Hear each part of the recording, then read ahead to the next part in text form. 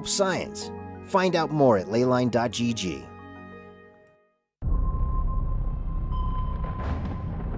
"2020 has presented humanity with a few new challenges. COVID-19 threatens the health of millions and has left the global economy in shambles. The world has an untapped resource that can help eradicate COVID-19 and many other challenges ahead of us.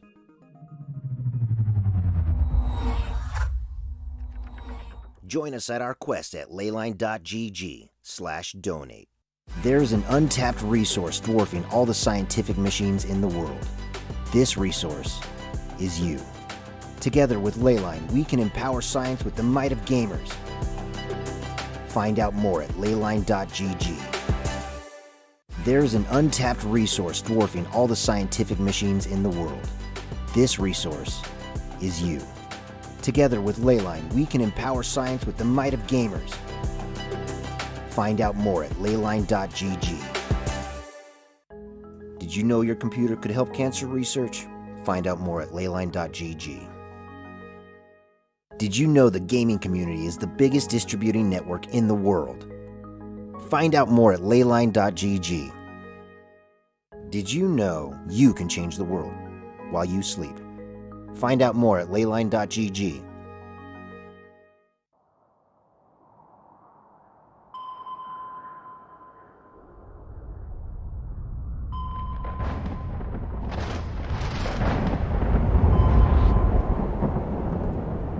"2020 has presented humanity with a few new challenges.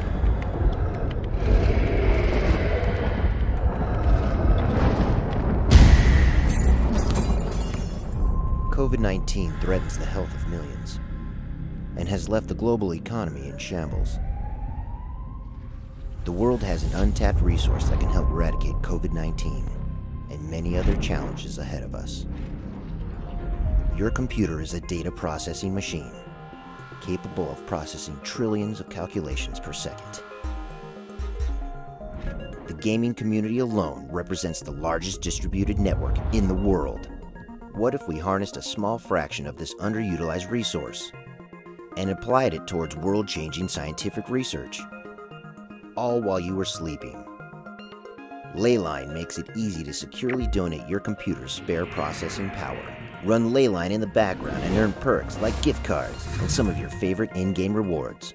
Together, we can speed up scientific research, help save thousands of lives, and have fun while doing it.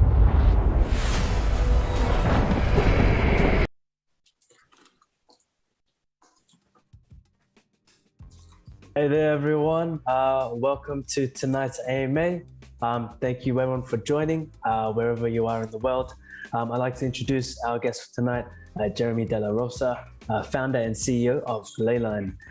Jeremy, welcome. Feel free to say hi to everyone. Thank you, Nick. Hello, everybody. Hello, Unix community. It's good to be here. I'm excited about our chat, Nick. We got a lot of cool stuff to talk about.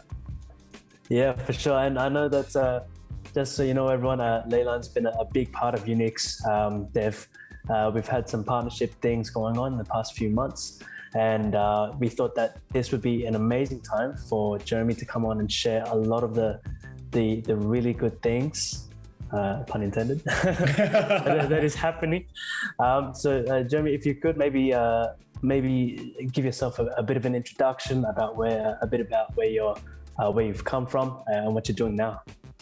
All right. Yeah, happy to. Maybe to start off, I'll talk about my professional career and then a bit of the motivations around why I'm working in the Web3 space. So I've been in the tech sector for over 20 years now. Even though I look like I'm 15 years old, I'm actually 40. So I've been around the block, unfortunately. I spent 10 years as well over at Blizzard Entertainment.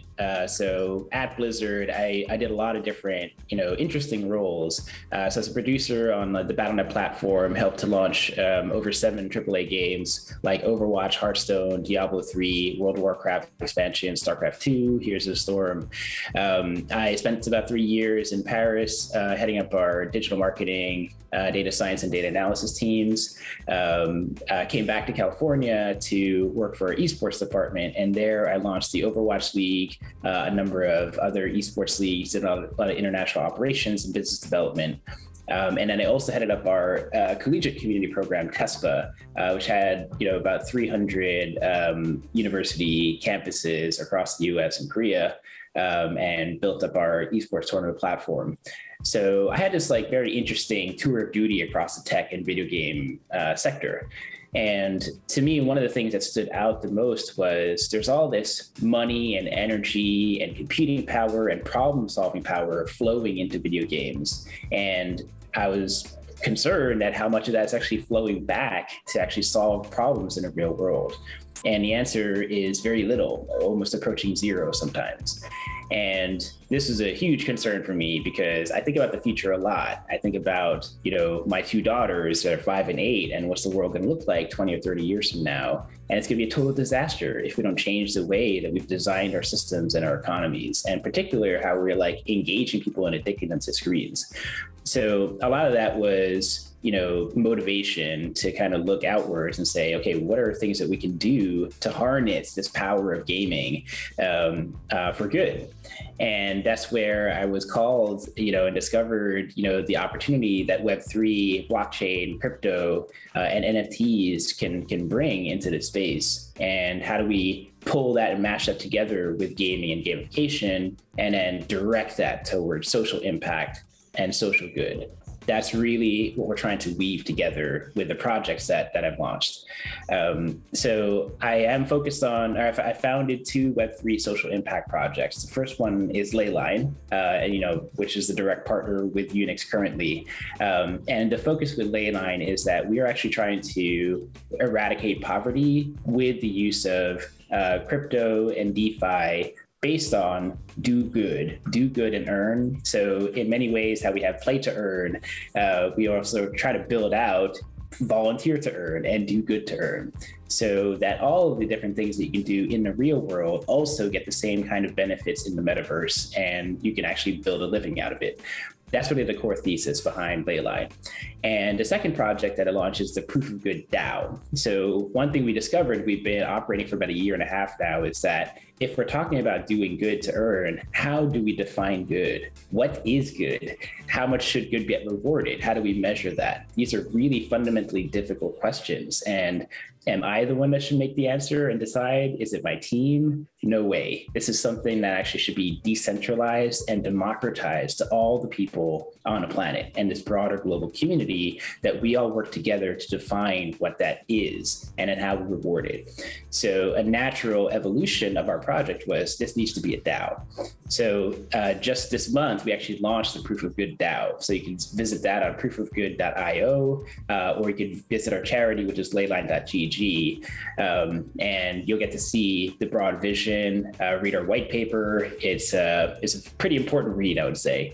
But yeah, happy to talk about all that stuff today and really dig into how it actually is going to benefit the entire Unix community and just the global community in general.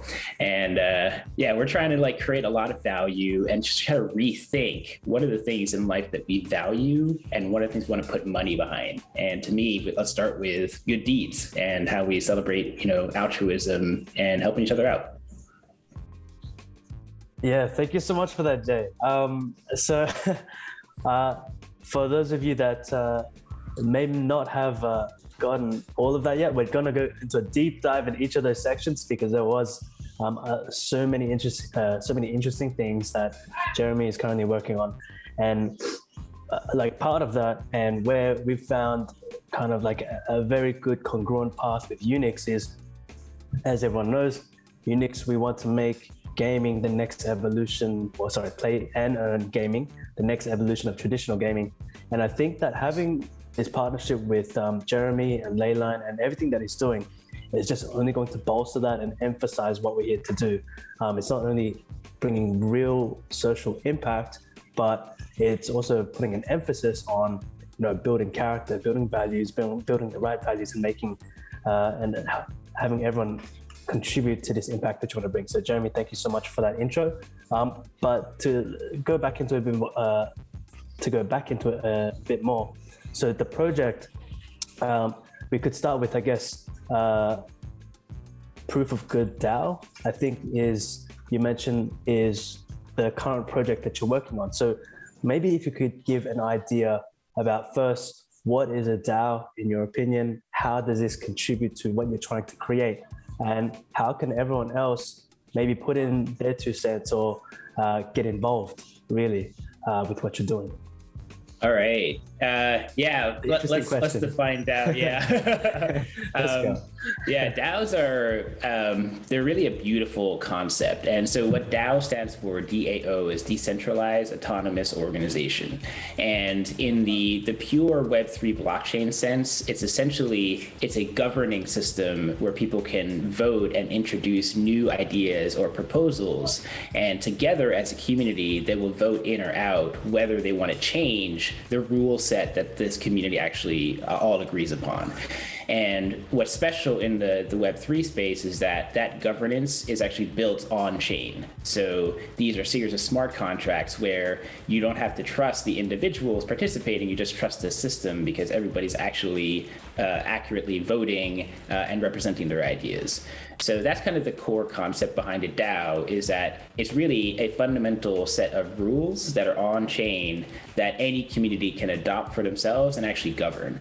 And what I think is most beautiful about that is it is fully decentralized. So it means that there is no one dictator. There's not one like cabal of leaders that decide everything for the organization. The community is actually empowered to have ownership and stake and to say, no, I don't think what you're doing is correct. This is a better pathway for the community and for how we want to drive like the future of this product. Because in this new Web3 world, everybody that owns an NFT or a token in your project is actually a shareholder because their value is dependent on the project's direction. So what people want is a say in like how that works. They want an opportunity to show that I want to be able to influence the direction of this. So I think DAOs are a very natural evolution of any Web3 project because it's about giving empowerment to the community, which is the most important part of like any Web3 project. If you don't have community, you're basically dead. So I think that's something very special about what DAOs are.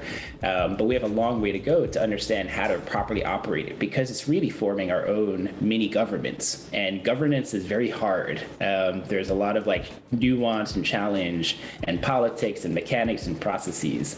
So yeah, that's I think like very as brief as I can describe a DAO. No, that's fair enough. And there's actually something that I might want to raise out, and you might have some really good insight to this with like gaming, right? Because every game that's in play and earn now, and guys, I'm tagging play and earn, not play to earn, because that's what we want to do. It's not to earn something, but to have fun and make a living with it as well. That's also what we're about. But a lot of games nowadays are trying to implement DAOs. Some of the recent partnerships we've had on Sin City, they're creating a DAO within their ecosystem. Axie will have some sort of governance in there. So one interesting question I might want to touch on is, like you said, we're trying to build a mini government. How could this impact, let's say, guilds and games and really this whole GameFi space? If you could maybe shed some of your insight on that. Yeah, I think it'll be massive. I mean, fundamentally, I think DAOs are going to change every aspect of society in the long run. And we're talking about like 10 to 20 years, because essentially you're going to have layers and layers and layers, like as many communities as you can imagine. That's how many DAOs are going to be. Because really every community, the more it grows, it needs to figure out what's the rule set through which we organize ourselves and govern ourselves. So a DAO is just a very, standard solution to help to build out those rule sets and those protocols. So in respect to how it's going to affect gaming and GameFi, It really depends on how much the developer is going to relinquish decision-making power, and how much they're going to enable the community to change the shape of the business. And it could be in many different verticals. So when you're running and operating a game, what's the game economy? What's the game balance? What is the amount of content that we're going to produce? What's the overall roadmap, and what direction do you want to take building this metaverse world or this metaverse experience?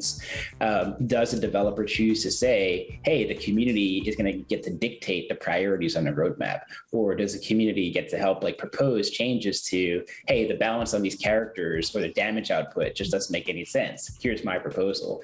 There could be any number of creative ideas that are not just simply coming from the team itself. You could actually be crowdsourcing the game development and game design to the entire community. So that's the kind of radical change, which scares a lot of people, right? It's to imagine okay, you have this vision and then you just say let the masses decide. So you'll probably see different flavors of the amount of influence and power a DAO can have over game development. Or it may function more hey, we want to have an election committee and say, okay, we want to support these devs that have a lot of decision making power, that run the entire ecosystem. But if you do a crappy job, we can vote you out. So there may be different flavors of how a DAO is implemented. And partly it's really going to be up to that core team and a dev team how they want to have open up autonomy or still have some tight control. What'll be interesting to see is that it's actually going to be an evolution that every project goes through. So over the course of 5 to 10 years, an organization may need to start off more centralized and more focused because there's a lot of foundational things you have to build. You have to make sure the vision actually fits correctly, that there's a sustainable model. And then as the community grows, as the foundation and business gets strengthened, then it makes sense to decentralize more because you're now more fine-tuning the vision versus trying to create one. So I think there's going to be a natural yeah, that most organizations go through where decentralization becomes more and more prevalent. So yeah, there may be many ways that DAOs actually end up impacting game development. It's going to be really interesting to see. Yeah, no, I completely agree. And I think that's, coming from gamer to gamer, we always get patch notes, right? And we're always going, okay, what's the new meta? And I guess now we get to dictate that. And I guess there's pros and cons depending on who your audience is, who the gamers are that are playing your game. Do they have the right intentions? Are they trying to make themselves overpowered? How is this going to affect the entire community? So, but I also agree with you that if one thing that might be a bit scary is if someone has too much power. And I think maybe you could touch base on that in terms of, I think a little bit there about having some sort of guardrails and some sort of manage expectations of how a game community should be run. So is that something that people should consider? Maybe not just go, okay, let's make a DAO for the sake of making a DAO and let everyone have control over what they want. There really should be some thought behind this. Yeah, there needs to be a lot of thought and a lot of design. And, I think also we're in a stage of, we want to experiment a lot too and learn. So part of it is also not being afraid to try things out and then make sure you're self-correcting and then analyzing and then evolving in the right direction. But one thing I definitely say, one of the problem areas that we're trying to solve is a lot of DAOs in the way they've spun up today is really actually just kind of replicating people who have money have all the power. So that's a very dangerous game that we do not want to repeat in Web3, but it's already happening. So, the philosophy that we have with our DAO and a proof of good DAO is we want to open up access as far and wide as possible. A lot of these, Web3 projects price out 99% of the population. It's you have to spend, $100 in Ethereum gas fees, and you got to spend $10,000 on an NFT. It's this is ridiculous. How are we going to help lift people out of poverty when it costs this much to participate? It's crazy. So, what we want to make sure is that our community, and particularly the play and earn community, should be able to participate in this thing right off the bat. You can just go do good, earn your good points, earn your NFTs, earn your badges, and that actually brings you in to enable you to actually participate in governance and vote. So essentially what we're doing is that we'll have our membership NFTs. We have different tiers like elite NFTs and our Genesis packs, but then we'll also just have basic membership NFTs where you can just get started and already have an opportunity to go out and volunteer, earn some good points, but also have governance, participation rights where you can vote. And in our protocol, we're considering civic duty and civic participation as a social good. Like, it is good to participate in governance. So you'll earn good points by voting on, proposals and writing proposals as well. So I think that's really the goal, is that democracy thrives when there is open access and when everybody can participate, when everybody is educated and provided the tools to participate. And then we're going to take it a step further and economically reward you for participating in governance. And then we're going to build it into your status and your profile. And all of that is on chain as part of your decentralized ID of this is all the good stuff that I've done in the world. And then participating in governance is just one thin slice of that. I've also helped out with, health and blood donations. I've helped, other communities by donating my volunteer hours and, going to a soup kitchen or providing food, or I also did education. All of these things are stuff that we should be celebrating and rewarding to everybody. So we're building that protocol to help, build that reward system. Yeah, and I think that's how you've thought about this. And I know that you're deep into the DAO, and Jeremy is going to coin this term now. He calls it the year of the DAO. I couldn't agree more.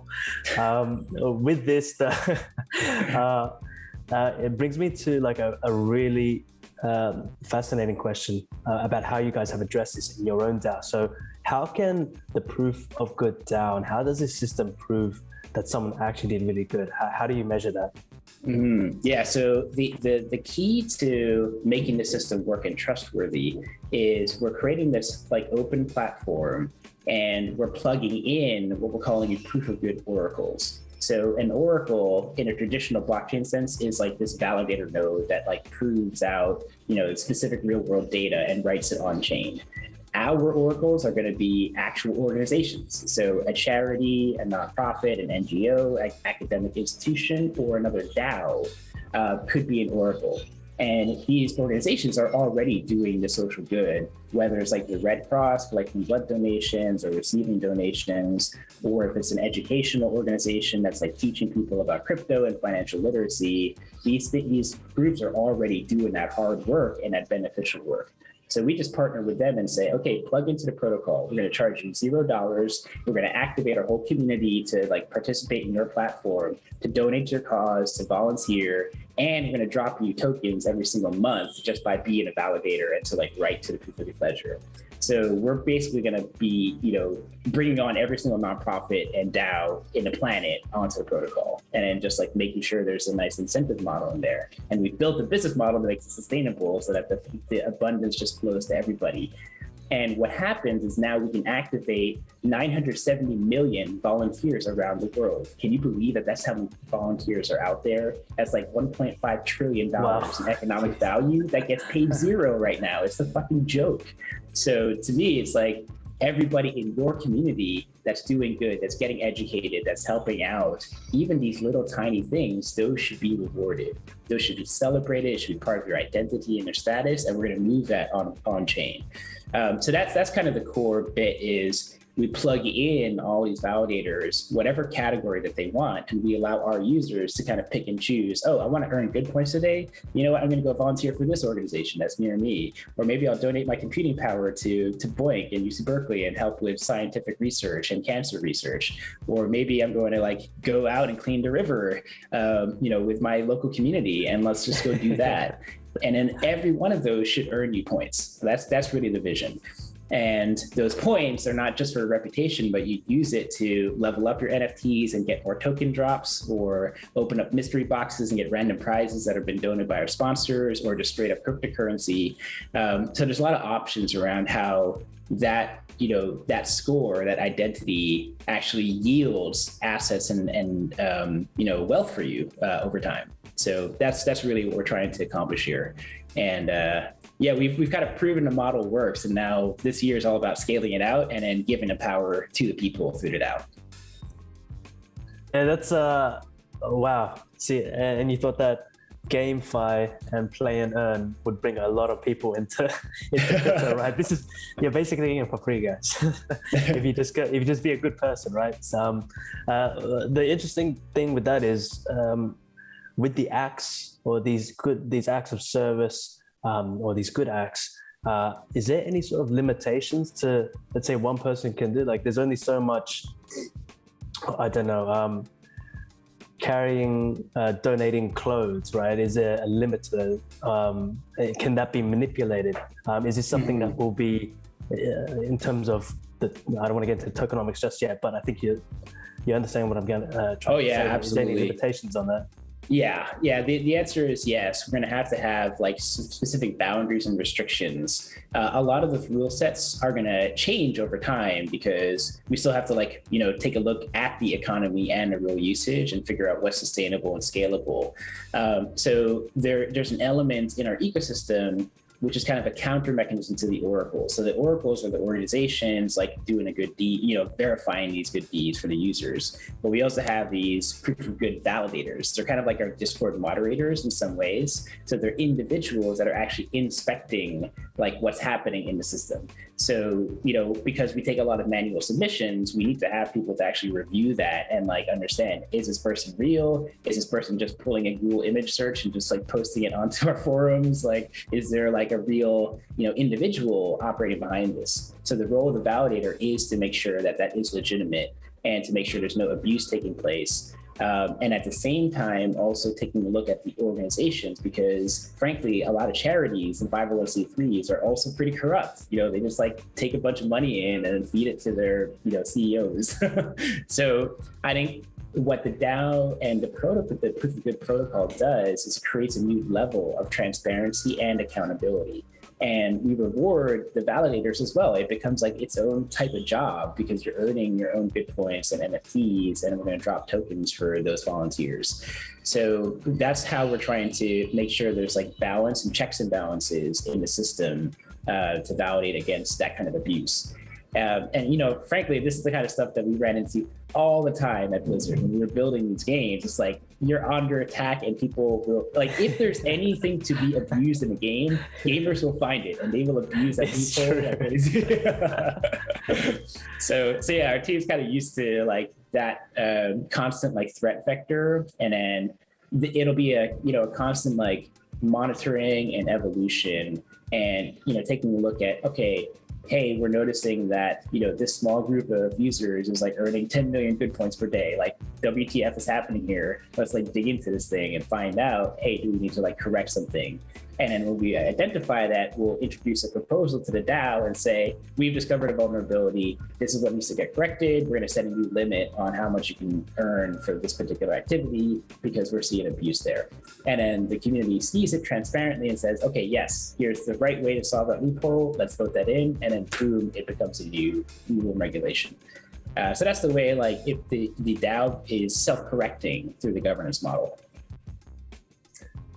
All right, nice, yeah. And I guess on that, I'd like to ask, what is the definition of good for you? Do you think that maybe in the future this might change? And I'll put it this way, because as gamers, mom and dad were like, don't play games, it's a waste of your time. And now we're impacting hundreds of thousands of lives with it right now.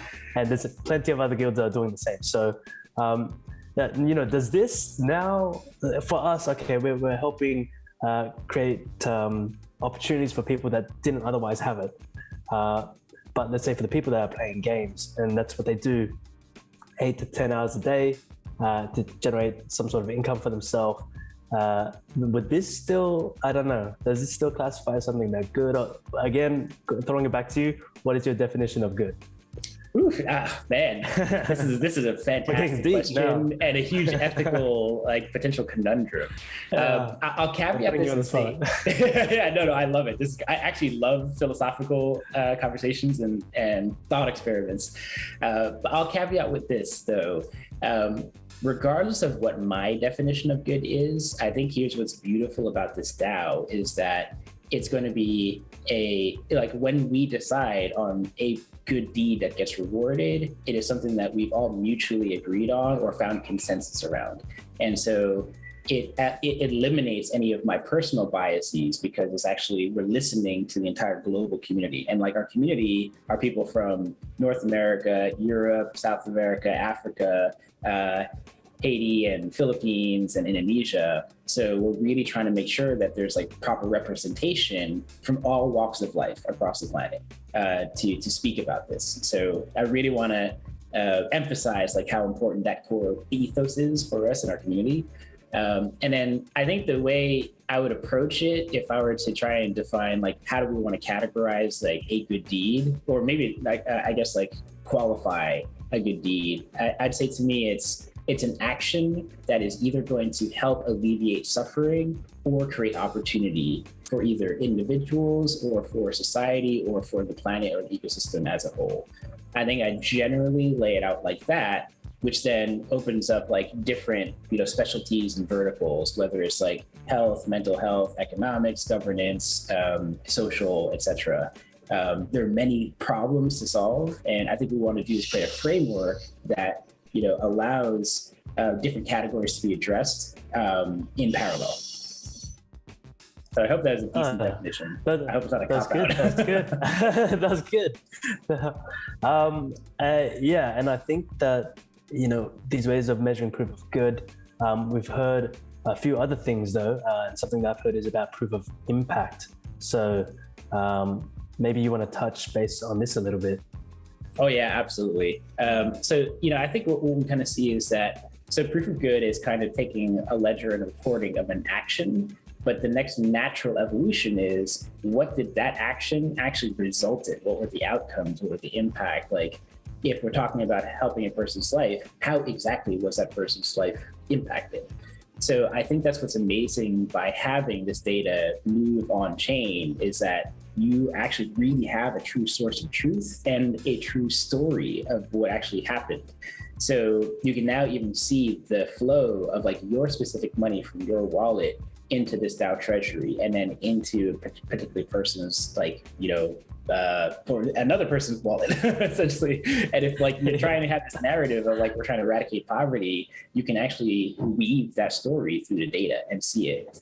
And I think what's also really amazing is that as people are submitting their good deeds or their good acts, whether it's in our Discord channels or if you're submitting it manually to our moderators and validators, that stuff can live on chain. And then you can see the exact moment that a person volunteered and helped out in their local community after a disaster. And there's photo evidence and video evidence, and that's part of their story. So you can now actually look at your profile over time and see this history. It's man, you've done some really amazing stuff.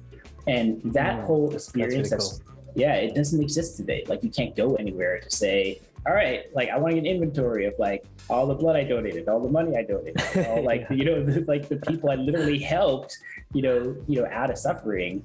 There's just no source of truth, and there's nothing that we can trust.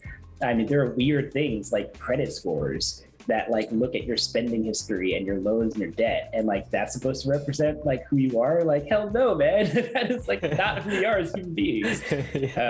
So I think it's really about, how do we pull together the information that actually is meaningful to us, the stuff that gives us the most joy and happiness and fulfillment in life.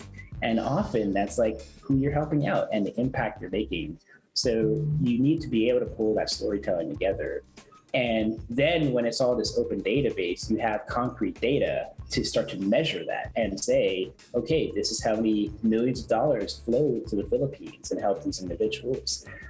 Here's how much humanitarian volunteer effort got focused on this disaster after like the Tonga volcano. Like we can now see that in the data and really, tell some really important stories, which hopefully inspires more giving and more impact. So there's so much that we can have, that we can create as a result of having a data set we can trust.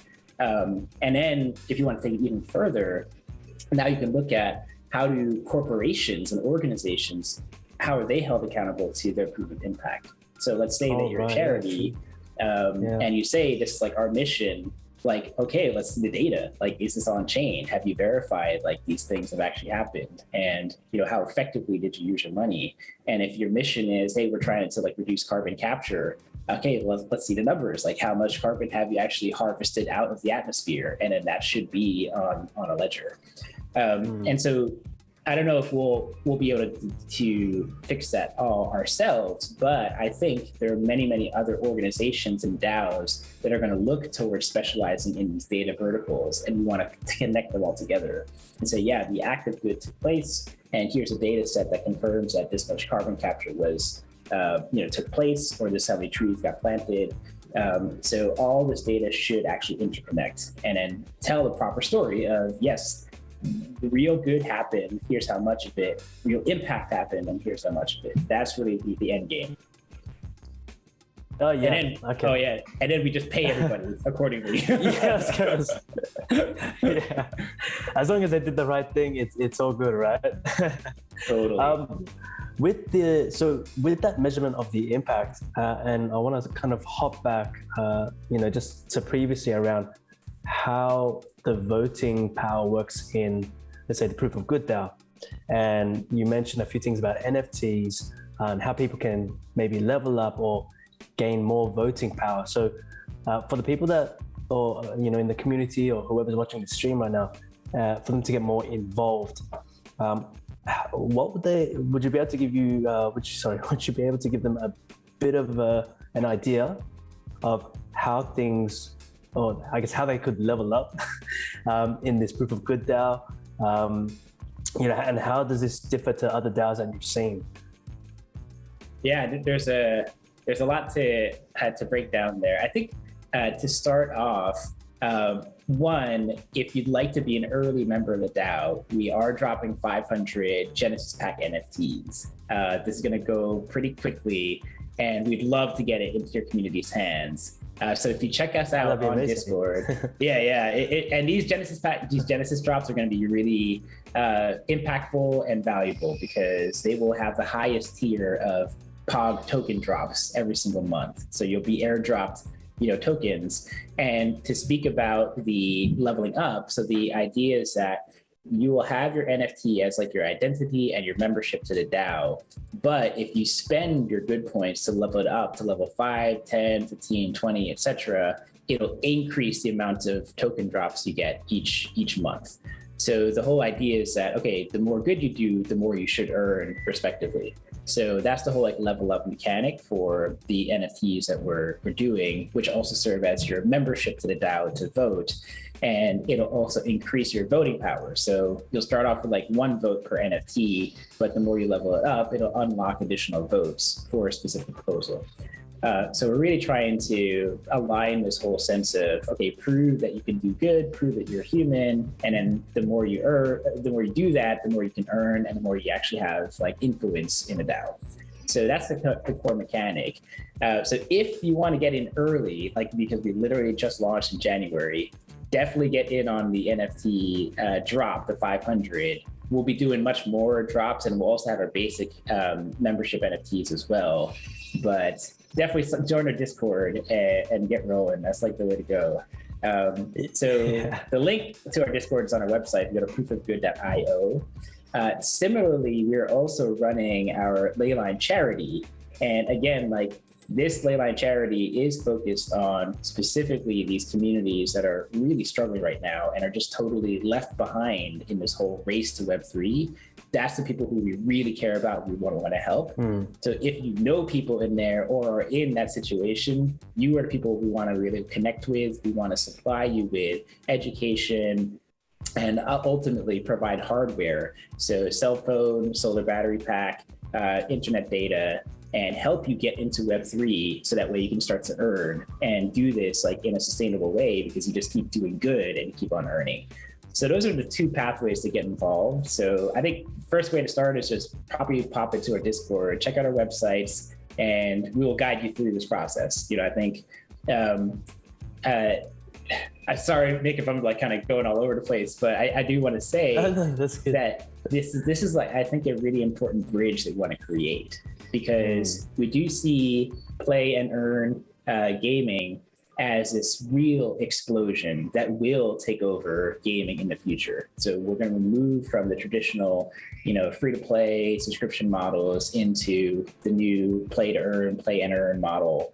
And the one thing that I want to make sure we can help to bridge is not to get disconnected from reality.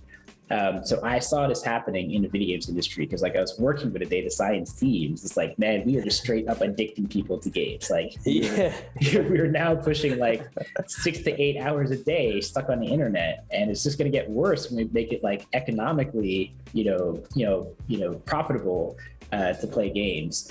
So my hope is that if we can tie together the economics of playing a game and doing good, where the more good you do in the real world, it actually strengthens and gives you more utility inside the game. The more you're inside the game, you can still have these benefits flowing out to the rest of humanity. We want to like create that cycle or like reconnect it.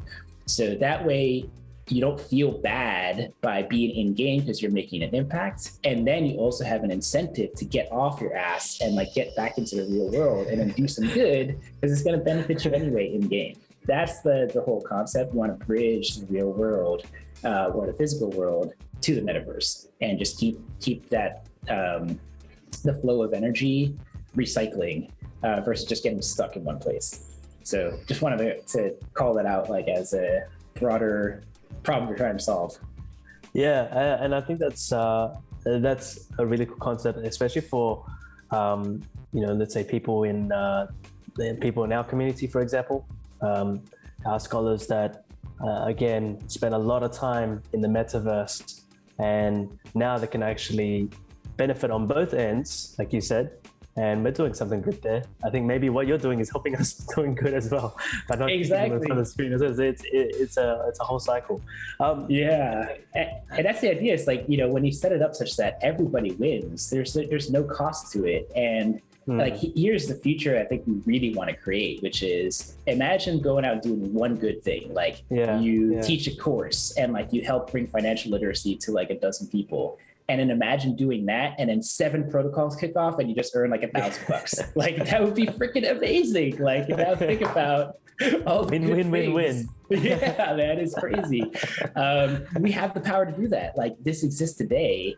It's now we just got to believe in it and then build it. So I think this is going to happen, man. Like for sure. I see the opportunity ahead of us, and most of it is just kind of coming together, believing this is like possible and then doing the work. And we want to just make it so easy that it's just like, you're just going to have your crypto wallet, you hook it up to a protocol, and then like the money flows the more you do, because the validation just happens very naturally. So we're going to get there. It's going to take us quite a bit to build that all out and create that user experience, but we're going to involve the community every step of the way. Like you'll see the entire development process, you'll be part of decision-making, you can hold the team accountable, and you're gonna own this thing. You're gonna be a co-owner in a DAO. So that's the vision. And yeah, we'd love to have as many people as possible because we wanna create that abundance like crazy. What chain is it on? We're building on Polygon first. So we have our NFTs, we have the proof of good ledger and APIs. We're going to have the token launch as well, the POG governance token, probably around June or July of this year is when we'll launch that. So yeah, we're going to start off on Polygon because, well, we have a partnership with them. They're already backing us, but they are a much more scalable solution to Ethereum. It's much more environmentally friendly, transaction fees are tiny, and it's fast. But our broader goal is we just want full cross-chain compatibility. So regardless of whatever chain or NFTs are on, whatever wallets you're using, you should just be able to access the ledger and a protocol and gain from it. and we'll open up additional partnerships with other networks, like with Clayton and Koi Network, who are already our partners. We want to build that kind of cross-chain compatibility. Okay, yeah. But that's good for us because we're everywhere. Wherever the good games are, that's where we're going. So hopefully that's it's going to be easy accessible for everyone. To get into, I guess, the more technical side, and this is for some of our community members who are real into the thick of it in terms of the tokenomics, how this all works. Could you give us maybe like an overview of the tokenomics? Yeah, absolutely. And in fact, we'll soon be publishing our tokenomics onto our white paper. Excuse me. So yeah, you can actually check out a lot of the specs on our white paper. So again, go to proofofgood.io, click the white paper button, and you'll see everything, our motivation, our vision, and the grand plan. So in terms of the tokenomics, what we're aiming for is we're going to be creating a finite supply of 1.5 billion POG tokens. And the POG tokens are going to be used for a number of scenarios.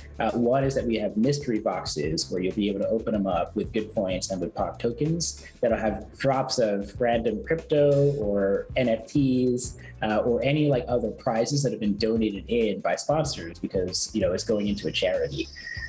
So that's one use case for the POG tokens. You also use the POG tokens to level up to certain tiers on your POG packs, so you get those better token drops and added utility in certain games. But the other bit is that we're going to be onboarding all these oracles and DAOs, and we're going to work with each of those oracles to actually support the POG token too, so you can use it as like currency across whatever Web3 projects there are, and we'll scale that to thousands of oracles. So that's really going to be driving the key use cases for where you spend the POG token. And of course, we're going to use it for governance itself. So, submitting proposals or getting an extra vote, you'll be able to use a POG token for that. So the way we're going to manage the treasury is that a lot of the distribution is going to come through these monthly airdrops. So we're going to have in our treasury, we've allocated about 30% of it for community airdrops and 20% of it for charities, and then 20% operations, 10% ecosystem development, 10% volunteers. And all of this information we're going to publish so that you'll just see exactly how we're going to be spending the money. But a big part of it is we're just going to drop money onto our community and do more good, and then you'll get more POG token drops. And then we're going to drop money onto the charity. So the more charity work you do and report on the ledger, the more tokens you get. And it sustains itself because we've built our business model off of the NFTs and membership and sponsorships. So money will flow into the DAO treasury. The more NFTs we sell, we'll do daily auctions and partner up with celebrities and other brands, etc. That funds the treasury. The treasury then buys and drops the POG tokens to our community. So that's the flow of the tokens and how it's going to kind of benefit each of the players in the ecosystem. Yeah, right. Okay, so in terms of additional utility, you said if you have the POG tokens, it could give you an extra vote. That's like a utility of the token. Is that, I guess, more utilities? And maybe in terms of when you say it supports the whole cycle, is there like a burning mechanism if you spend that token? Is that how it works, or is it none of that? Yeah, it's a little bit like that. So let me sort that. There's two pieces there. The first is we won't have a burning mechanism unless the DAO proposes and changes that. What happens is that when you spend the tokens, it'll just go into the DAO's treasury as revenue. Then we can now reallocate that as an airdrop, etc. So it creates that circulation. Right, okay. Yep. At some point, we might decide as a DAO to adjust the tokenomics, so that's all totally feasible if we want to. So whether it's introducing a burn mechanism or if we need to print additional, but that's something we'll have to address in the future. With the DAO. Exactly. Let's throw it up to the people doing good, right? Exactly. Makes total sense. Sorry, what was this? Oh yeah. So, and the other bit about utility. So here's a really cool use case that we are already starting to explore now with our partners. So essentially, we have our NFTs are these POG packs, these proof of good backpacks. So they're backpacks for the metaverse. You're walking around in Decentraland or Sandbox or a random game, and you'll have your proof of good pack. And inside are all these stories, this record of the good that you've done. But what we're aiming to do is that these NFTs, you log into a game and it's like level 20. And awesome, you've got level 20 Pog Pack, you're gonna run 2% faster in this game, or you're gonna have like this extra aesthetic, you're gonna have this extra side pet, in the game.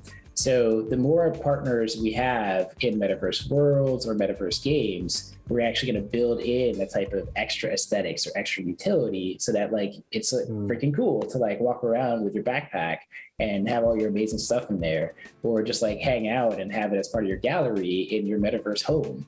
That's the vision that I think all NFTs are going to have, which is no matter where you go, you take your identity with you, and if you log into any game or virtual world, and that identity carries over like your aesthetics, your accessories, and the story that tells. That's really the vision. So yeah, we're aiming to do a lot of like really incredible long-term utility as the metaverse properly emerges. And here's my hypothesis as well, is that pretty much every Web3 project is going to have its own game world and game universe. This is like an inevitable thing, like whether it takes a decade or more. So I could totally see us starting out by building like mini game experiences in the metaverse, like in Sandbox, which is designed for, but then everything's about like the NFTs that you own. So what worlds do you build that will have the NFTs? And we've got the partners that are like building out these specific game engines and metaverse world engines. So like we'll just tap into that, and it'll all be open source anyway. And we just launch a universe like whenever we need to. These are kind of the broad things like that are going to happen 5 to 10 years from now. But I think it's inevitable. It's good that you put up, and I don't know if you can say anything about this, but can you share any of these partners that you're working with right now? Backpack in. Can we? So we're not going to complain about free loot, and especially if actually, let's do it as a teaser, because I think we should bring. So I probably can't announce it just yet, but we should totally bring that project here too, which is going to be a play and earn game.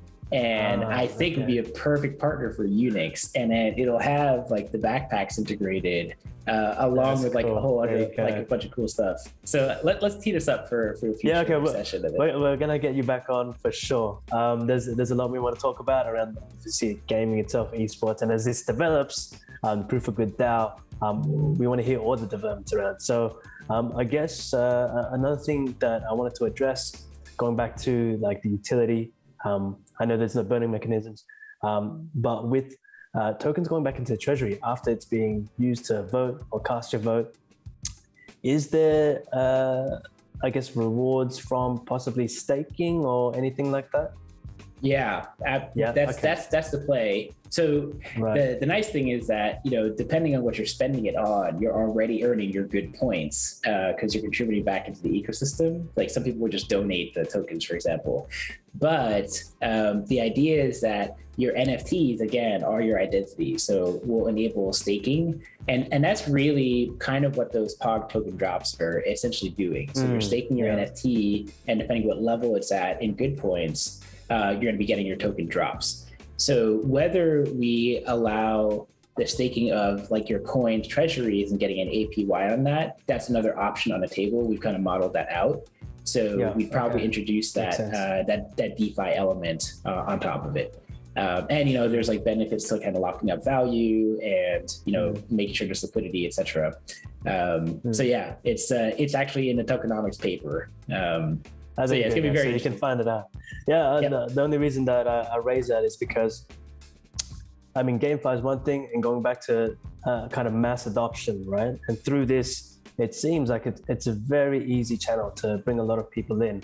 And if it's essentially dropping bulk tokens to the backpack and it's automatically being staked, and they'll be like, oh, what I'm staking? Like, what is this? And it's just further helping them educate themselves about how DeFi works right now. So I'm glad that you've got all of this. Of course you do. Of course you have all of this. What am I even asking? But all right, so in terms of any, the short-term goals that you have for, actually, let's go with both, for LeyLine and the Proof of Good DAO, short-term goals, and then maybe the long-term goals that you foresee of what you want to achieve with all of this. I know we've said some things, but Okay, no, this is great. I love this question. So I would say, okay, we'll start with proof of good DAO, short-term goals. Okay. So the short-term goals for us, one, we're definitely like, we want to really build this community, this like really big international community. And the focus is we want to be able to onboard 1,000 proof of good oracles. And that's going to be a mix of these traditional charities, but also these Web3 organizations and DAOs. So we want to really scale that up and then basically get money into the hands of our community and these oracles. And the goal there is want to raise $100 million US donated to these oracles and charities. So that's kind of like our big attack vector. If you want to talk about like really big, hairy, audacious goals, we want to prove that this model really works and can scale. And then we're going to scale the entire thing to all of humanity and then eradicate poverty. That's really ultimately what we're trying to do with that protocol. For LeyLine, our specific thing is how do we actually lift 1 million people out of extreme poverty? So it's taking the most difficult possible use case, which is someone that is like completely disconnected from the digital world. How do we reach out to them, engage them, give them the safety and security they need to get educated, give them the equipment that they need to actually get onto the internet and get to Web3, and then give them the income that they need by plugging them into the proof of good protocol. That's really the core thesis that with LeyLine we're doing. So I would really center it in on, can we prove that out 1 million times over? And I think this is very possible with the money that we're able to generate. So I think those are kind of the two big like visions that we've got for those organizations. And then LeyLine is like just the first proof of good oracle that plugs into the proof of good protocol. And so we're going to scale that model to like hundreds and thousands of other charities that are doing similar type of work. And there's a lot out there. So that's kind of the big vision, big goals. And as a byproduct, everybody in the community, as this business builds, as you own those NFTs, as you own those tokens, we're going to drive up the value of all those things. So you as a shareholder are going to benefit economically. And if you so choose, you can trade the NFT, great, make a bunch of money. Awesome. That's like part of the goal. It's like we're trying to make this thing profitable for all of you. So I'd say, it's tying together all these nice wins. It's like the platform and the protocol wins, the charities win, and then the users and community win. And all of our partners win, because then we just funnel all of that, cross-pollination.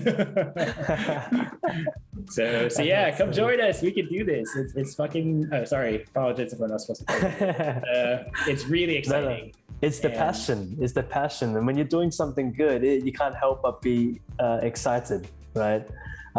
And I think that with what, so to give everyone else a bit of an update, Unix, and of course, well, let's say Jeremy and LeyLine and Proof of Good, the Proof of Good DAO, will be working together with us. We're trying to see how we can make this happen. Obviously, with the Unix DAO, we can sprinkle some LeyLine and Proof of Good magic.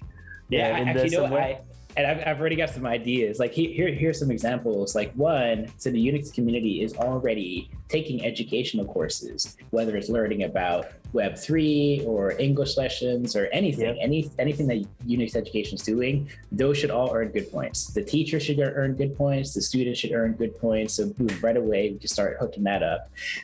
You guys are also doing additional activities, and then when you launch the DAO, governance is also a social good. So the more you participate in the Unix DAO, you'll earn good points for those votes and those proposals. So we really want to plug it in. And to me, it's like Unix is a very natural proof of good oracle, because you're doing this, like you're doing the work. I mean, that's why I love connecting with all of you guys and Mirko early on. It's like, you in the core thesis was we're literally going to be helping these people in underserved communities and really helping them get out of poverty. And that's something that still sticks to me today. I think that is an absolutely powerful social good and should be part of the protocol.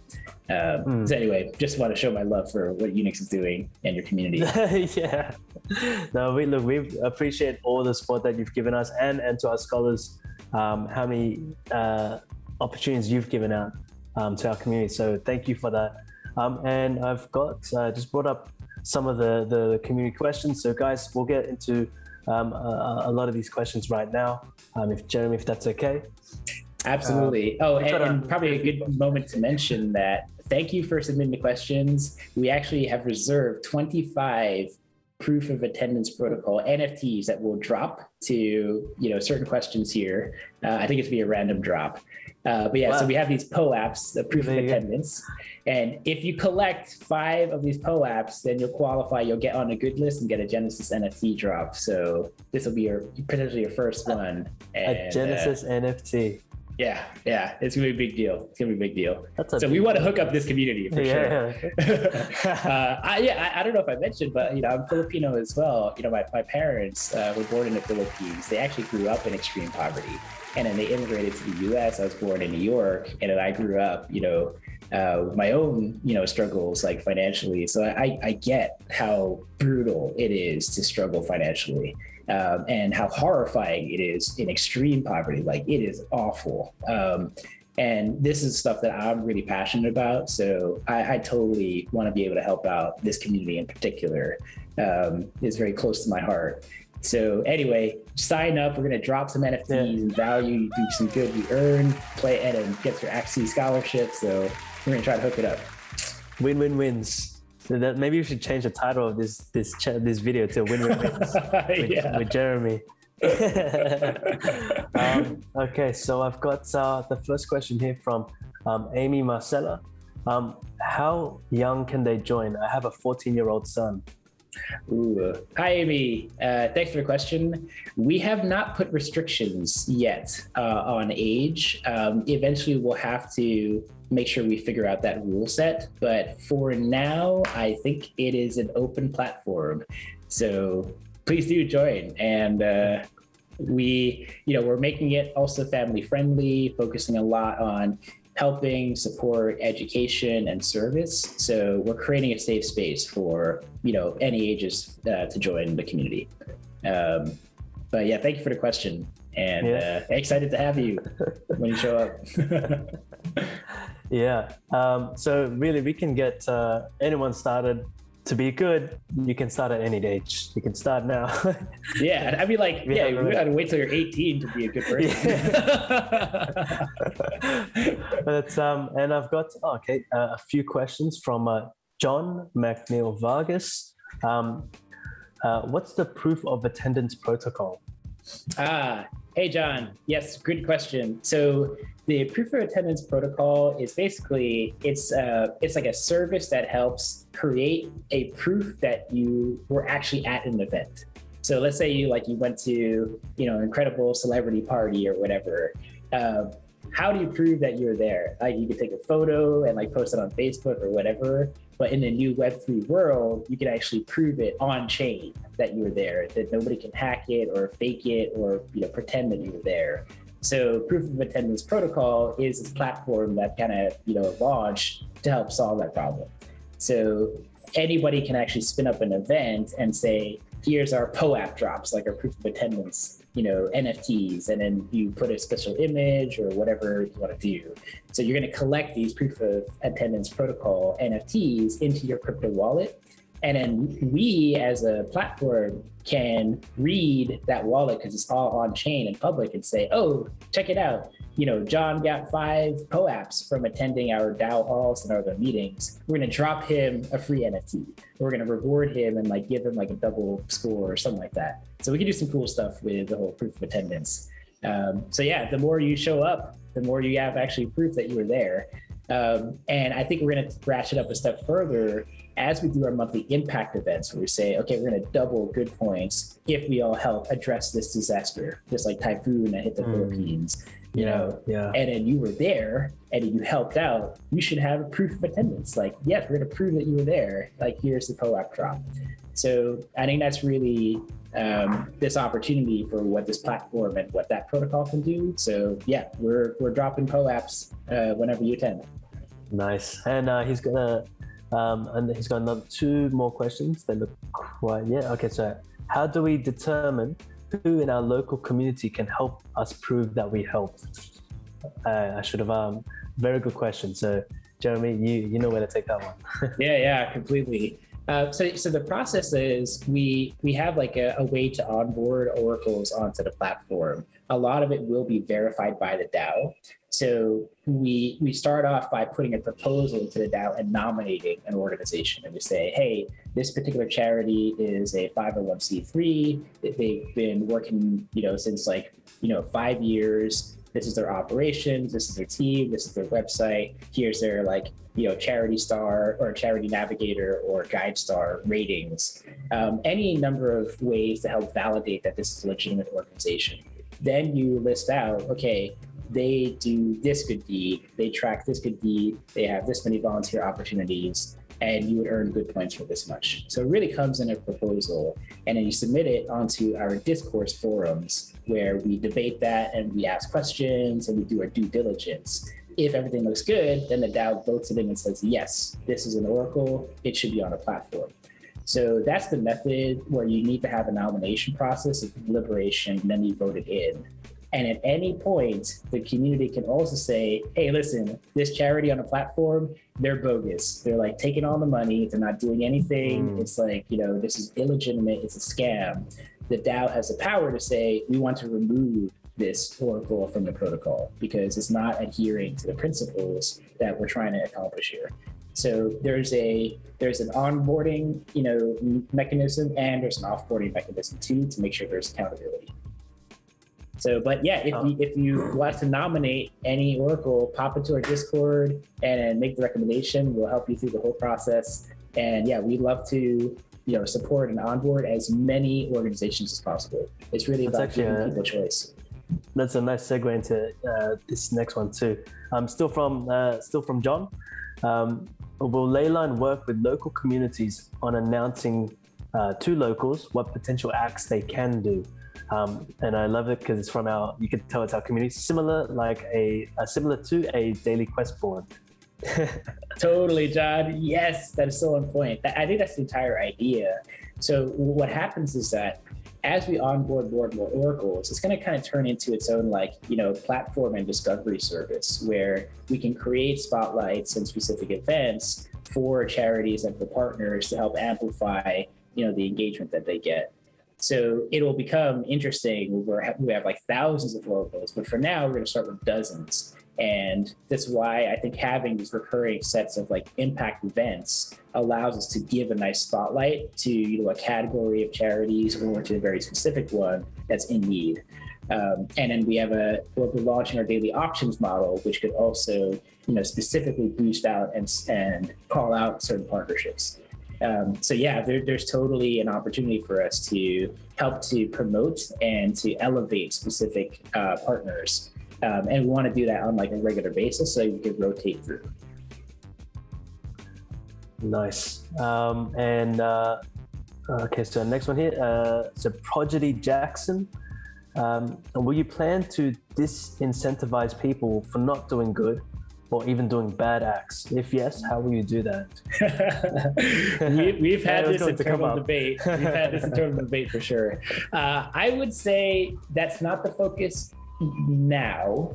I do think that it creates space and opportunity for a system that helps to tackle those kind of problems. So, for example, if I were to just riff on it, maybe there is a need for a proof of bad protocol that is tracking, hey, this company was dumping chemicals into the river for 5 years. That is bad, and we need to stop that somehow. There are valid use cases for things like that. Or, hey, this particular wallet did 10 rug pulls and scammed hundreds of thousands of people. That is bad. So there are certainly use cases for that. It's a much more challenging ethical scenario on what do we want to do as a result of that data. And I don't think I'm ready yet to get into those murky waters, but it is a possible vector. For now, we want to master building a reward system first, because if you've heard the analogy of do you train someone with a carrot or a stick or a donkey, do you whip them into shape to behave properly, or do you give them a carrot and then give them a reward for doing good? We're much more, how do we provide the carrots to the people and then reward the good instead of punishing bad?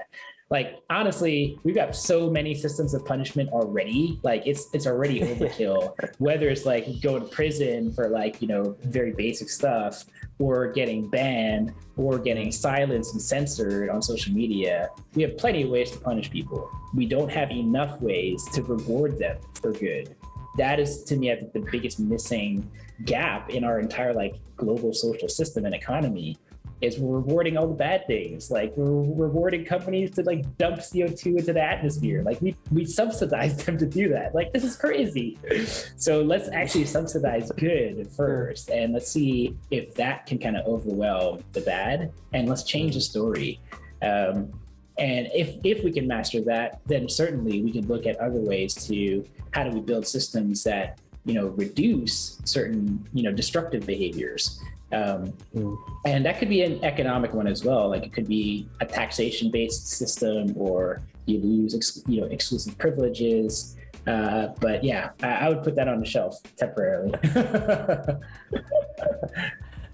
That's when we bring tax into it, and let's say governments having their own debt. I don't know if that's going to happen, but yeah, that's something that we'll leave on the shelf for now for sure.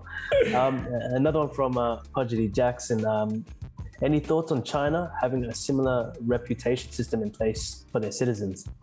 Yeah, I've thought about this a lot and analyzed this, and have like numerous friends there that kind of speak about it from their first experience.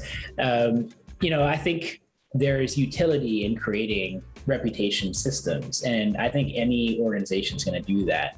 So one is, we definitely want as much choice as possible. You don't want to get stuck with one particular system.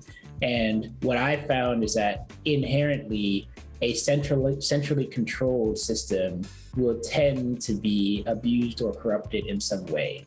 So I do have concerns over pretty much every centralized reputation system out there, whether it's like the China credit score system or even the US FICO credits. And the biggest, most important flaw is that the people that are actually like on the system have zero say over the rules that govern it, and have zero control. So I think there's something uniquely important about building this protocol with a decentralized governance system, is that no one person will control it. No small set of like bad actors can co-opt it and take it, because the broader community can say no. That is the big fundamental difference, and it allows the protocol to change and to adapt, and to be something that's going to last multiple generations and hundreds of generations, because it's self-correcting and self-evolving. So yeah, I think there are benefits to those systems, but I think there are tremendous dangers, especially when the control is centralized by one universal authority. So I'm very much a believer, we want to decentralize as much as possible all these type of public good services. Oh yeah. Completely agree with you on that one as well. And another one from Pudgy Jackson. By the way, once blockchain matures, will you integrate a proof of good system in a game, for example? From the simple heals revised from MMORPG to a random stranger to scammers? Heals and revives in an MMORPG to a random stranger, or to scammers scamming honest, hardworking players. This idea is limitless about the reputation system. I like that one. Yeah, I love that. I love that suggestion. I'm being a healer and a support. Yeah, man. I mean, I played healer a lot of times, so it actually benefits me.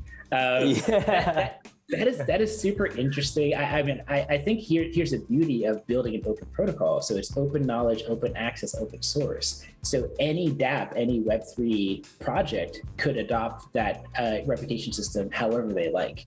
So we'll probably see these things naturally emerge the more critical mass that we have, and a demand for those users. And then the other side of it is, part of it will be like proposed by the DAO. So the DAO could say, here's a game, here's a project, I nominate it to like have this kind of integration, let's build this partnership. And then internally in our DAO core team, we have our whole biz dev team that is building these specific partnerships and kind of modeling it out. I think the real question is, where do we draw the lines between good that's done in the metaverse and good that's done in the real world? And then do we want to count both?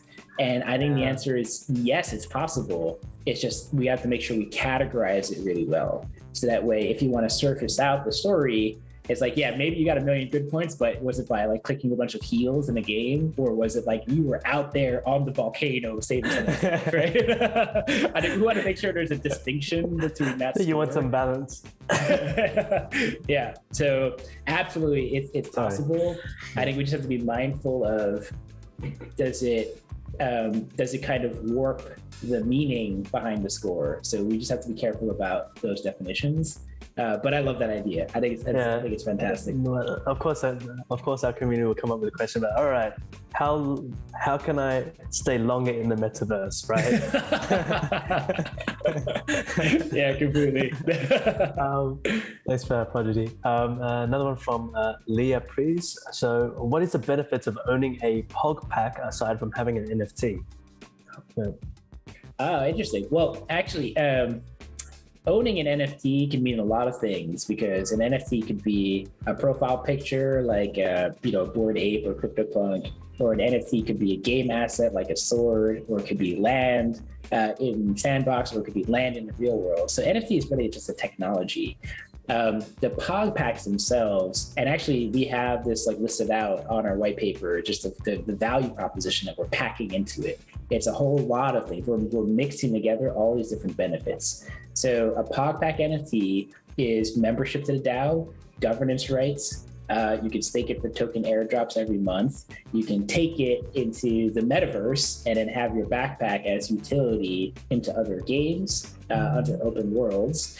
And you also have the ability to level it up and then change it and add in like specific badges that signify real world accomplishments. So there's a whole lot of like use that we're packing in to the backpack. And we've got a whole roadmap and vision for how much like stuff can go into the backpack, whether it's like random art collectibles, stuff that you unlock the more you level it up. So we're really still evolving this like as its own platform. So it's actually kind of weird, like this stuff doesn't really exist today. And we have like all this creative space and freedom with this new technology and blockchain. So what it's going to look like even a year from now is going to be even crazier. That's going to be cool. And so our job as a DAO and as a core team is to just like build all those features and make this fun as hell in any way possible.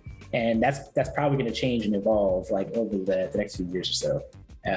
But yeah, anyway, it's definitely a good time to get your POG pack now early while you can. That's right. And when you stack up more POGs into your pack, and then maybe you guys can make the change to have good stuff in the metaverse also count. Totally, man. Yeah, man. I mean, and the possibilities are really endless. I think that's the amazing part. Yeah. Okay, so good question. Thanks, Leah. From RTZ Shin, any thoughts on the pandemic we are facing and the challenges that the project will face? Well, what's interesting with the pandemic, and actually looks kind of good now. Yeah, and I'd say the way we designed our operation was like in the pandemic. So we're fully 100% remote. And our team members, we actually have about 70 people volunteering on the project. They just want to like see this thing become a reality, and it's growing week by week. They're all over the world, whether it's in US, Canada, Europe, India, Latin America, Philippines, Indonesia. We're building this coalition to participate. So we spent a lot of time building our own organization infrastructure, how we communicate. We use like Notion, Slack, G Suite, etc. So it's all digital. So we can operate pretty flexibly, regardless of whether there's a lot of shutdowns or not.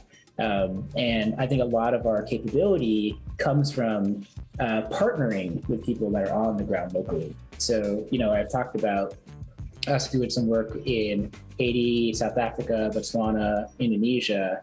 It's really actually through our local partners there that we teamed up with and we support and we provide resources to and guidance, and we strategize on how we can actually have the right impact. So yeah, surprisingly, or not surprisingly, you can get a lot done from your desk these days, just using the internet and coordinating globally. And I think the other element, and it's something that I personally felt, is, people are in more need than ever. They're in more need to get access to resources, to get support, to connect with other people, and to be a part of a community. And I think the digital, digital access has enabled us to kind of provide that support. And I think now just the missing piece is, how do we keep track of that and then reward all that kind of support that we're all giving to each other, during these times of crisis. So anyway, I hope that answers your question. It's a good one, but I think our model is really well designed to function in times of crisis. That's good. And I wanted to thank you, Jeremy, for answering so many questions. And I'll be honest, there are a heap more. Are you okay to answer maybe the rest of these? Yeah, let's go for it. Yeah. Cool. All right. So thank you everyone for your questions. We're still going through them. And I might break it up here because there's a few comments that maybe a few shout outs to you, Jeremy, as well. From Take My Hands, the use cases of this protocol is limitless. This is really a game changer. So shout out to Take My Hands. Crypto Gibby, I really need to get my organization to LeyLine, proof of good. So there's a few more, but that's just a few shout outs I will use to break up some of the questions, and we'll get straight back into it now. From Legendary Progenitor, off topic question. There is a lot of differences on what is good and bad in the present compared in the past. What do you think pushed the evolution of morality of humanity to where we are right now? Wow. Okay. I love this. This is a very academic question. So yeah, caveat, I'm not like a historian or PhD. I do enjoy reading a lot and learning about history. But I'm certainly not a qualified expert here. So this is purely opinion. Take it or leave it. I think we've seen some really incredible evolution in social mechanics, like for humanity. If you think back to us living on a savanna to where we are today, there's been a lot of evolution. And in particular, I think about what are the systems we've created to help govern ourselves and the ethical frameworks behind that type of governance and the rule sets that we create.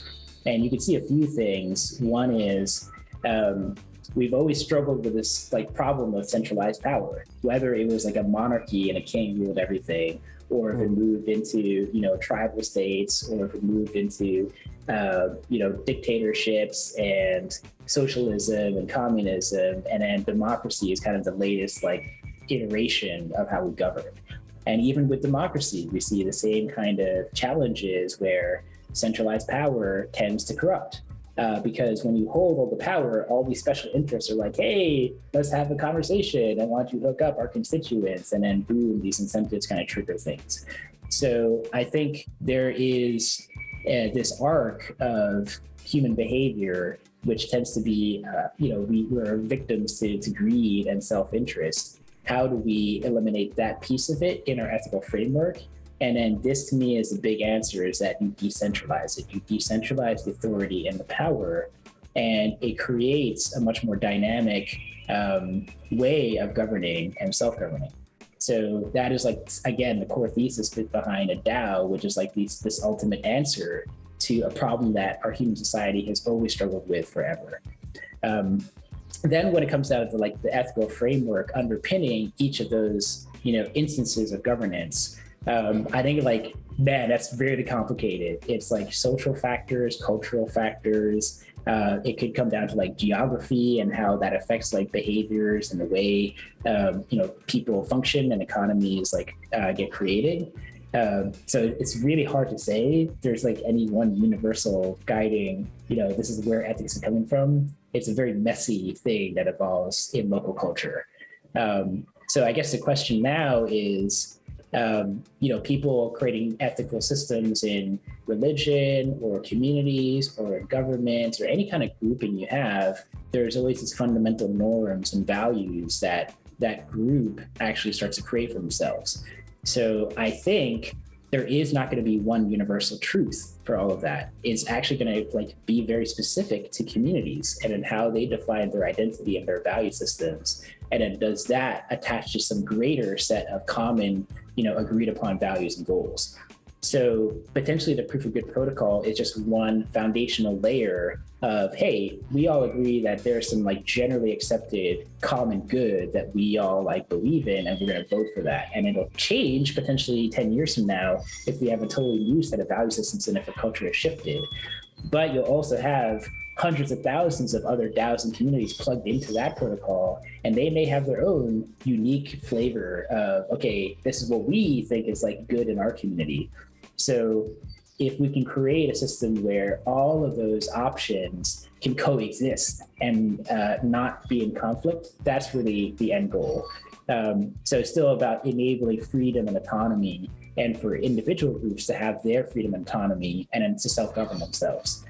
I hope that was helping to tackle the question. It's a very broad, complicated topic. Jeremy, you speak so well. Are you sure you're not an expert? I like to talk to really smart people and get their ideas. See, one of the things that we are actually working on are building partnerships with academic institutions. So we also want to bring in PhDs, ethicists, student projects, economic experts, political scientists, to really fact check like our assumptions. And then, I think that's a beautiful thing where we can take the communities that we're serving across the globe in underserved communities, and then also bring in academia with their perspectives and their knowledge. And we should be able to integrate these ideas and come up with the best, forward path. So anyway, I'm a nerd on all this stuff. Like, I love governance and society. I think if anyone wants to get, I probably learned more in this conversation than I have in like a few years of traditional schooling. So. Thanks for that. Another one from Pia Jello. Everything is good. I'm just worried if someone does the same idea but will do it in the other way around. You never know. What do you do if that happens? When we say the other way around, are you talking about a for-profit or like a bad proof of bad? Yeah, I think it's like someone does a proof of bad, or they do a. Yeah, I think that's what I see. I think that was. Yeah, I think my general. I see. Well, I think my general stance is I'm just very pro liberty and freedom and opportunity. And I say, if there are people that come into the space and try something new or different, I think that's better for like communities and users to have, choice and option. And, what I think is most important is that we really stick to what are our core values and principles, because that's what's going to really drive community and loyalty and authenticity. And the Web3 world is actually all about collaboration. So in fact, people that you think would be a competitor are going to end up being our best partners. So we're building a protocol that's about, hey, any organization that's going to do good, we're going to plug in with you and help you out. So if someone else comes into the space and says, we're trying to do good, it's like, awesome, we should actually work together, because now let's build compatibility with our NFTs. Let's amplify your community also benefits too. So that is a very unique property of Web3, is that you actually win by opening up and by collaborating. You don't win by competing, you actually lose by competing. So this is a total paradigm shift that I think most folks don't really understand quite fully yet, mainly because the user experience isn't there. But I think that's a trend. And I think what'll really determine success is not about being the biggest out there anymore.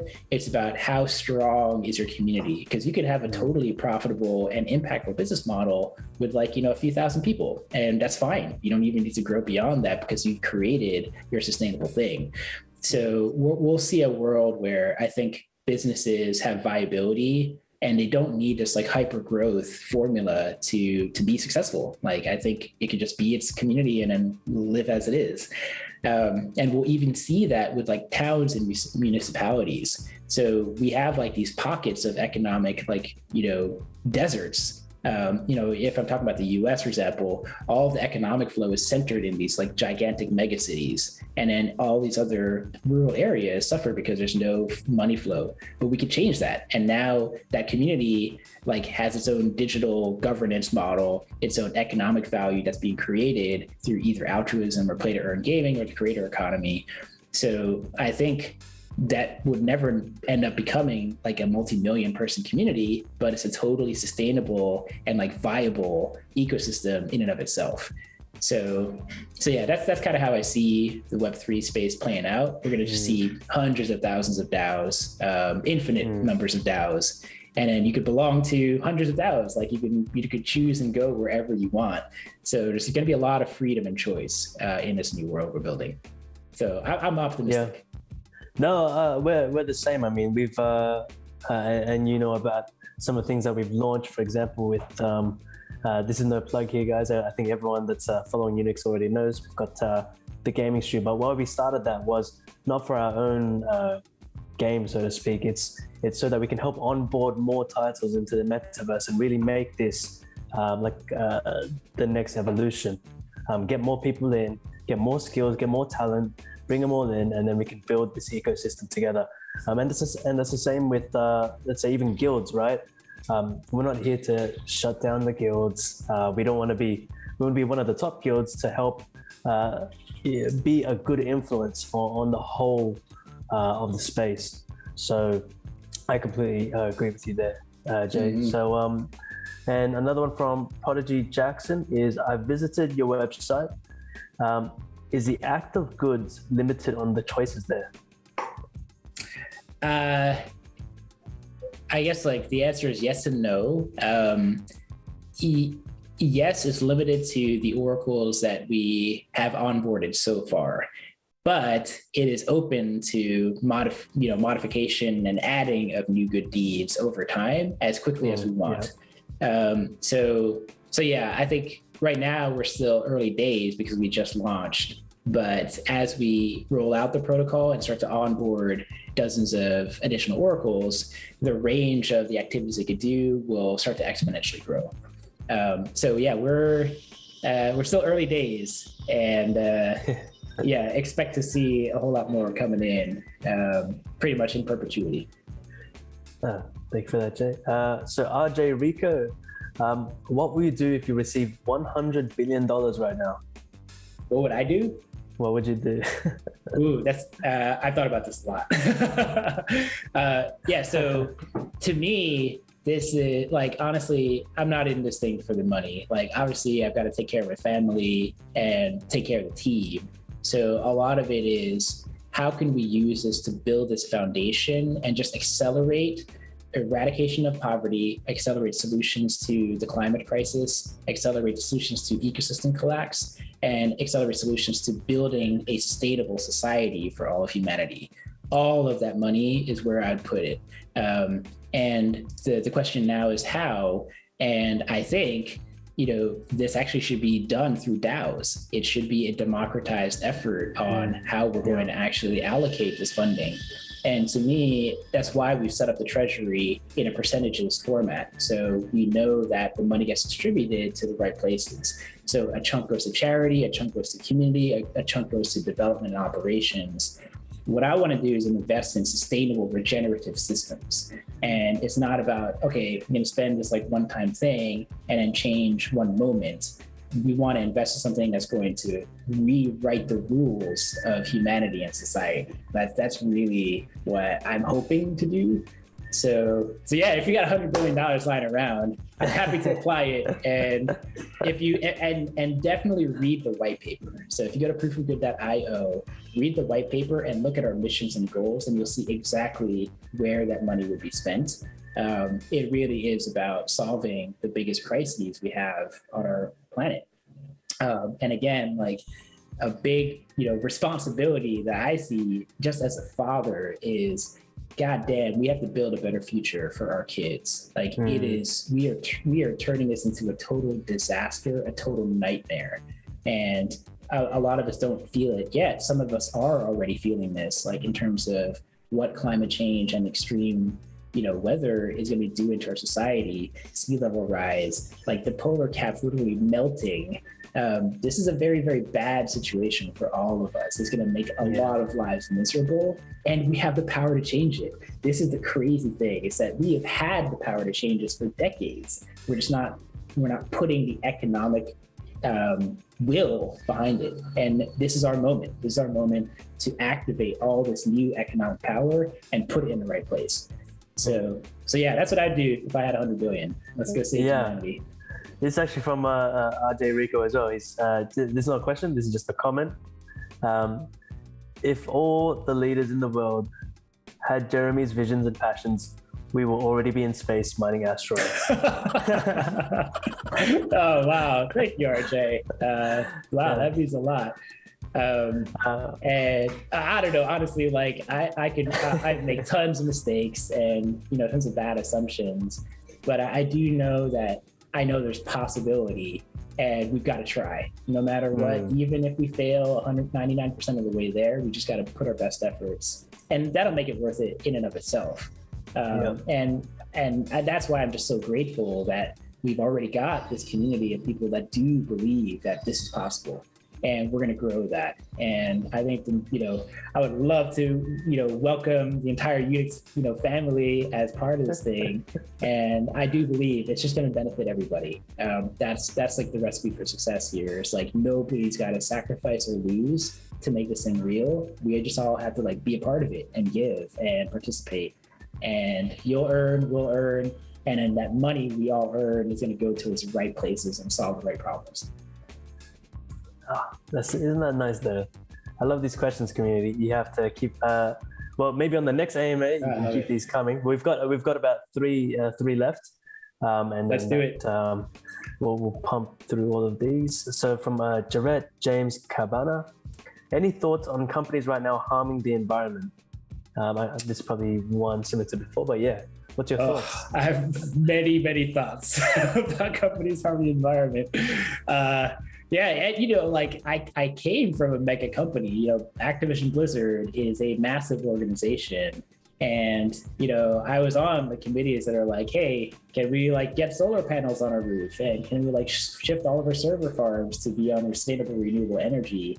And here's the sad reality, is that altruism isn't profitable. So private corporations and companies and just most businesses have to operate off the bottom line. So when faced with these choices, they're going to pick the projects that are going to make them much money, but not necessarily help the world the best. And that to me was the fundamental flaw, that those people running these organizations, they're not evil. They're not terrible people that want to destroy the planet. It's just that the incentives are totally misaligned. So that, I think, is the issue that we need to try and tackle.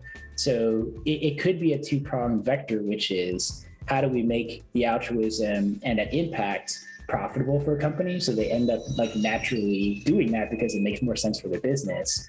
Or do we apply different forms of disincentives for doing those bad things? And one example of a good disincentive is a carbon tax. So you tax an organization, the more carbon that they emit into the air. And then as a business, when I realize, oh my God, you're going to double my costs, I'm going to find a way to be creative and not put the carbon in the air. It's just a natural incentive for them to avoid doing a bad behavior.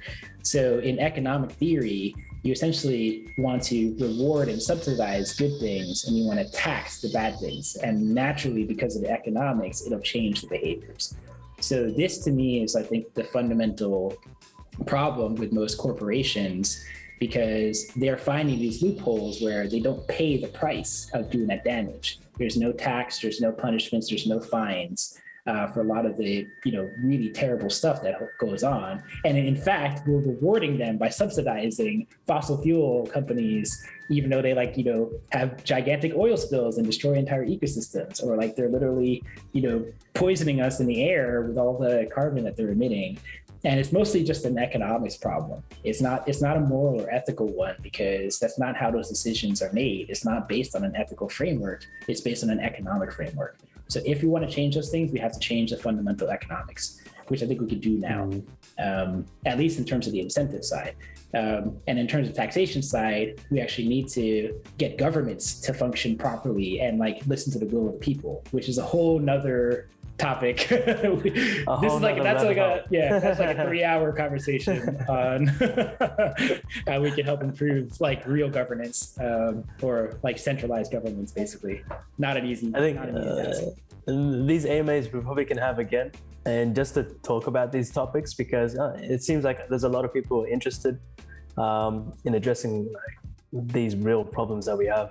And if there's somewhere that we can do it, maybe do something in Web3 that can help fix this somehow, not provide just a bandage or a band-aid, actually provide something impactful, that would be good. Heaps, I love this community. There's so many ideas and so many good questions. We've got 2 left though, which is kind of sad to say. From Glenn Voy. Any thoughts on working with lawmakers in the future once LeyLine have gotten to the moon? Yes. In fact, we are probably already going to start that this year.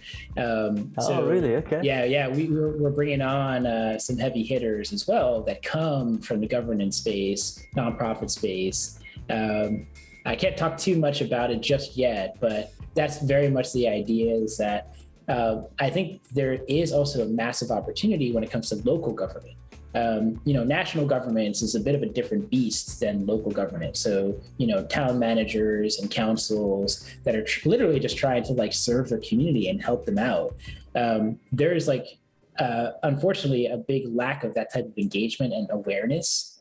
So how do we actually reactivate civic participation in local governments? That actually has like real powerful, tangible impacts on people's day-to-day lives. Whereas like national government and national politics actually really doesn't. It affects things at the meta level, but not necessarily people's individual struggles. So yeah, absolutely. I think there's a huge opportunity for us to build those kind of local connections and then apply these altruism economics to activities that they're already trying to operate on. And, frankly, a lot of government stuff is like just not fun. So how do we bring both fun and economics and status and culture into these and breathe some new life into, kind of old governance? There's a big opportunity there, and we're very much open to that. Jeremy, with what you and your team are creating right now, and just your vision and your passion, I'm sure you could find a way. Without a doubt. Thank you, Nick. Yeah, that's so good. Okay, so we go on to our last question now, and just one last comment after that. So from Take My Hands, if proof of good protocol becomes integrated in so many projects in the future, given that the POG DAO will be open, how can I make sure that the ones using it won't tweak it and use it for bad things? Yeah, we have to build a lot of safeguards into the governance, which I think there's still plenty more to evolve. And so what I see is that there's going to be certain stages of evolution in the DAO. And we're at the very early stage now, which is its most fragile, moment.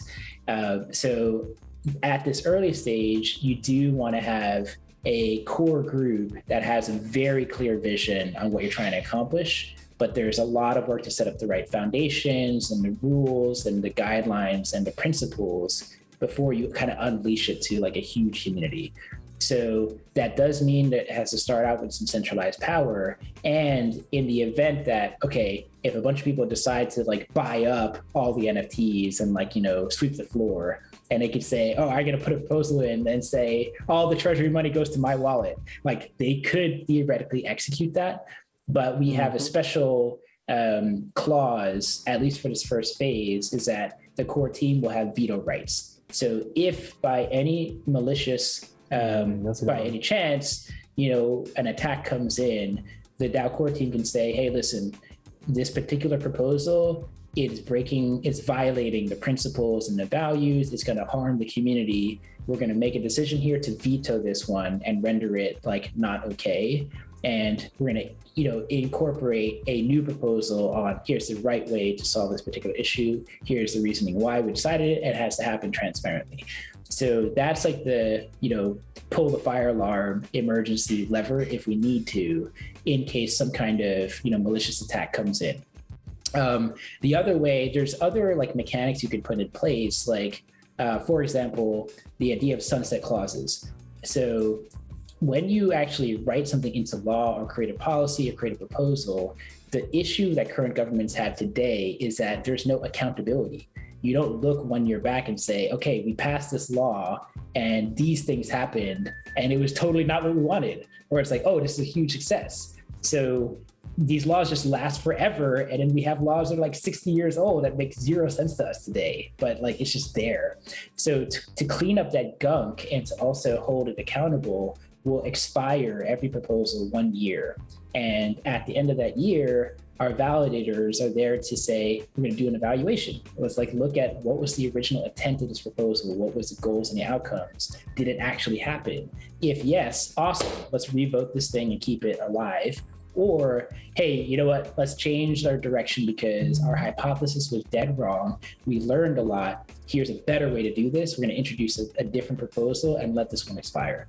So that just is this natural, like, kind of garbage collection mechanism and a way to like hold ourselves accountable and to also force that we're learning and adapting and making better decisions going forward. So there are all these kind of governance mechanisms that we can put in place in a DAO that keep the governance healthy and keep things fresh and keep the conversation going. And mostly it's like, how do we get smarter? How do we learn? Like, we should use that ability. So anyway, those are some ways I think we're going to start to tackle abuse vectors, but there's a whole lot more to manage because people are clever and they're gonna game the system. Guaranteed. Well, gamers will also try and game the system for sure. Totally. But no, thank you so much for answering all those amazing questions. Oh wait, we've got let's see. The last comment I want to leave off here is from Leah Priest. Thank you so much, Sir Jeremy, for giving us a chance to be part of this amazing project. And I say that on behalf of Unix as well. Really, just everything that you're creating, everything that we've done together. I'm so excited for what the future holds, and all these amazing things that our community can support you, and how you can support what we're doing. So, guys, if one thing in any of the comments, please leave any other questions. We'll see if we can put something together, maybe for the next AMA, things that Jeremy can cover. And look, if we want to go down the rabbit hole about governments and things, you can say that. It's fine. He's happy to talk about it. Yes, absolutely. And thank you all. I really appreciate it. I've been part of this community and observing for a long time, and I really love it here. And I think we could do some amazing things together. So yeah, please join us. We could do some cool stuff, and let's do it. Much more ahead. Thank you, Nick. All right, thank you everyone, and thanks for that's okay. And thanks everyone for joining us on this AMA. It'll be up obviously all over our channels and our YouTube. You can see this even I think on LeyLines site as well. We'll see how we can get that across to them. But yeah, please join us on the next one. And thank you. Have a good evening, good morning, good night, wherever you are. Bye. Bye, everybody. Take care. Oh, sorry. There's one last thing I forgot to mention. The giveaway. Oh, yeah. That's right. So we do have our 25 POAP NFTs. And how do you want to delegate that out, Franz? Hello. So basically there is the count. How many people have asked questions? There's like a spinning wheel. Spin wheel. At least there are 11 people who have asked questions. Some of them have asked more questions than the others. So we'll do the spinning wheel. I thought that there's only like 5. If there's gonna be 25, how do we want to distribute it? I think if we've got enough, we could hit up everybody and give them a POAP for the question they submitted. All right. So no need for the spinning wheel then? Yeah, abundance for everybody. I mean, you can spin the wheel. It's everyone's. Hey, this is amazing. Thank you so much, You Jeremy. get a POAP. You get a Yeah. So good. All right, well then there you go. Everyone that's asked the question, everyone gets a POAP, and please, obviously, follow LeyLine. All the good that they're doing. I realize I've said good a lot, but I love it, so it's fine. It's on LeyLine, Twitter, visit their site, go to their YouTube channel, and any other things. Follow Jeremy. What's your Twitter handle, Jay? My Twitter is poet, P_O_E_T. So it's like poet with underscores. And you'll see my Bored Ape. It's called poetx.eth is the name. But maybe I'll send you guys some links if you want to do like a follow-up poster announcement. That might be we can put it in the post. Cool. Okay, and for everyone that won, that got Jeremy's very, very, very nice act of good gesture, you should get some points for that. Can you please hit up on Telegram, friends? Let me just get some things for here. Oh, sorry, on Discord, not Telegram, on Discord. On our Discord, on the Unix Discord, friends number 6191. I'll say it again, friends number 6191. And he will need your MetaMask and your Ethereum mainnet wallet address, and he can send that to you guys ASAP. All right, well, thank you again, everyone, and we'll see you on the next AMA. Bye-bye. Bye all, thank you.